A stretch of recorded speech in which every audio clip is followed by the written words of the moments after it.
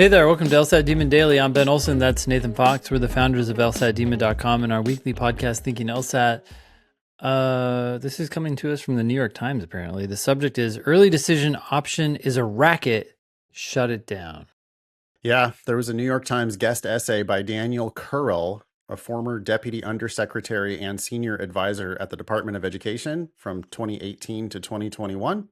Okay. Fairly high-ranking person in the Department of Education. Of course, the current administration wants to just shut down the Department of Education. So we'll see where that politics goes, I suppose.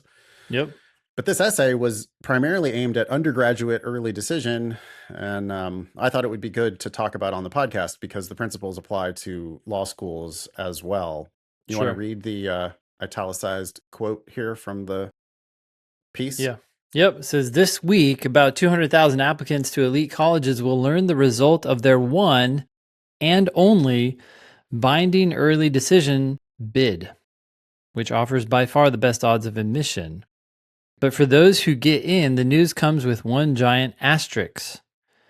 Back when they applied, they had to commit to attending the school if they were accepted without knowing how much financial aid they'd get and without being able to weigh better academic or financial options elsewhere. Skipping down a little bit, schools like the early decision track because it allows them to lock down attractive prospects and raise the school's yield, the status bestowing percentage of admitted students who enroll. So obviously, if you're committed, then you're going to enroll. Applicants put up with it because they feel like they have little choice. It turns the business of applying to colleges into a complex strategy matrix in which students try to game out their chances rather than looking for the school where they're most likely to thrive. I think it applies directly to law school early decision. We just on episode 538 of the Thinking LSAT podcast had an email from Tyler who was talking about, hey, my grandparents are willing to loan me the money. So should I just apply early decision because I'm not taking out loans? Yeah. And we pretty heavily weighed in on the side of not applying early decision there because you're just giving up all your power. You're trading. Yeah. All you get is a slightly higher chance of getting in. I mean, here this essay says for undergrad, what does it say? It says it gives them it says it offers by far the best odds of admission. Now, I'm not sure that's even true in law school, but I know it has to affect the price. Yeah. You know, we looked at the University of Chicago early decision program, and it said very explicitly that if you apply early decision and you're admitted, you are expected to basically immediately withdraw all your other applications, and you are expected to commit to attending University of Chicago before seeing the financial aid information. And what that means is before seeing the actual price, because law school prices are fake. They do heavy discounting. I think we saw even at a school like Chicago, they're discounting for significantly more than half the class. And even giving a stipend to something like 9 or 10% of the class. 9%, yeah. So what we told Tyler on Thinking LSAT was, hey, it seems like you're just shooting yourself in the foot here. Apparently, this is a much bigger issue than just law schools. Yeah. I was shocked by how much, at least this article claims, your chances increased by doing early decision for undergrad, at least. Like you said, I don't know if that extends to law school, but there's good reason to think that it would. In a binding early decision program, if you think about what you're giving away to the schools, you're giving away a lot. Yeah. I mean, you're giving them two things that they care about a lot. One, you're guaranteeing that you're not going to take a better offer elsewhere, so they don't have to worry about yield protection. You're basically telling them, if you admit me, I promise not to go anywhere else this cycle. Yeah. And that has value to them. The second thing that you're giving them is you're giving away all of your potential price negotiation power.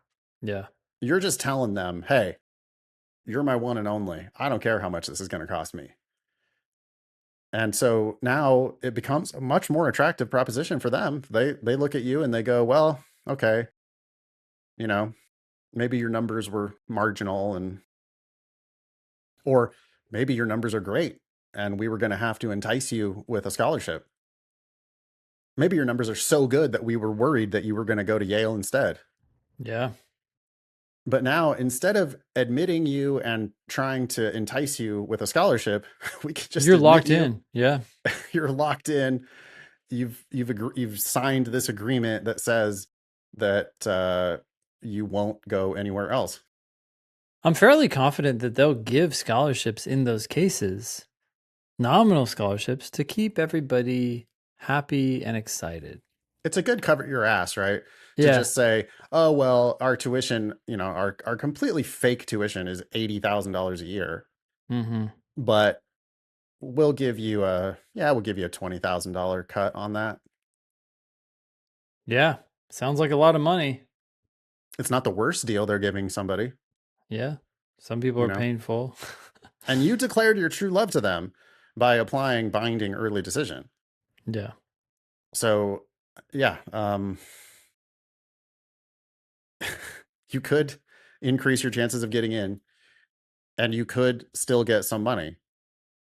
But I don't think that trade-off is worth it because you might get into a just as good school elsewhere that might come with a full ride scholarship or a stipend.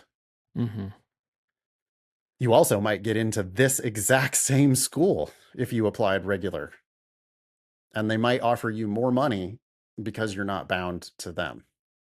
That's the real key takeaway. Because I think a lot of people still think, oh, but that really is my one and only. It's like you could actually get more money from them by not applying early decision.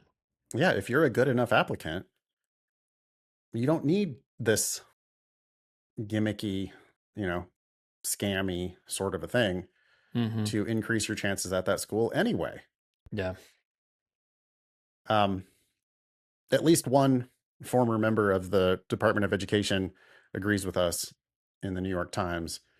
He's advocating to shut it down for undergrads. Yeah. And, it is, I guess, a little more fraught when you subtract 4 or 5 years or more from the age of the applicants. Yeah. Right? Because now you're talking about 17, 18-year-olds making these decisions. So it does seem like an even more dangerous scam when applied to undergrad education. Sure. But we do worry about our law school applicant cohort. And we would encourage you to just decline the option to apply binding early decision Yeah. in almost every case. Email daily at lsatdemon.com if you would like to ask us a question or share some LSAT or law school admissions news. Thanks for listening.